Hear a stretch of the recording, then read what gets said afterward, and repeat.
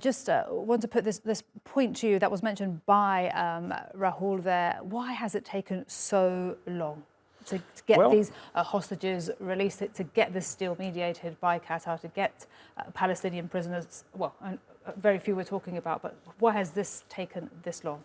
Well, Netanyahu was not in a hurry because he knows that his political future is done. So he was trying to basically push for a military solution.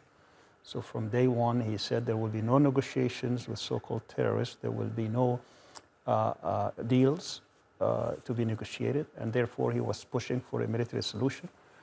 He has been there now on the ground offensive for about 25, 26 days. So he hasn't been able to free a single person or even get to one person. And if the resistance movements are correct, he's probably killed dozens of them already. Of his own people? Of his own people. I mean, this is huge, Sami. How do we know this for sure? We don't. But the spokesperson for Hamas did say on 2 occasions that there are about 70 of the hostages, have been killed. So we don't know whether they fall into this category or that category, whether they are the soldiers, because my suspicion is that the soldiers were probably deep underground, so they would not have been hurt. But probably the others, the civilians, they might be hurt. And one reason this could be true is because the estimation was about 100 to 120, and that's what Hamas was offering at the beginning, and now they're only offering 50. So by deduction, I think probably the rest of them have already been killed, but we don't know. We know at least one person, she was like 75 or something. It was offered by Islamic Jihad about 2 weeks ago, along with a kid of about 8 or 9, and Netanyahu refused to receive them. And then 2 weeks later, that lady died. So here we go, and that was a lot of pressure on him because he's letting them die in captivity because of his bombardment, even though the Islamic Jihad said, here she is, you can have her, and he refused.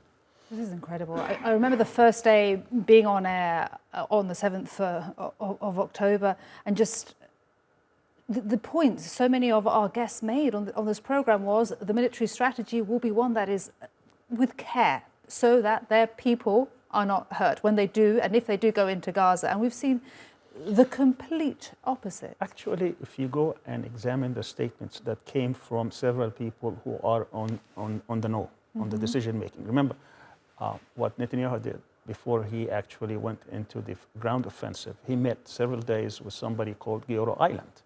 Gioro Island was the national security advisor during Sharon, very hawkish guy, general, former general in the army. And he said that we need to make Gaza uninhabitable. We want to clear Gaza of the Palestinians. And he's been advocating this from day one.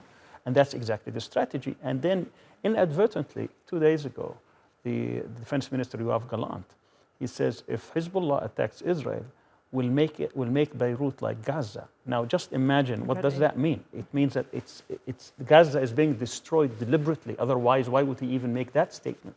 If he didn't say that we're going to punish you like we're punishing Hamas. He said we're going to make Beirut like Gaza. So inadvertently, he admitted that's the real intention.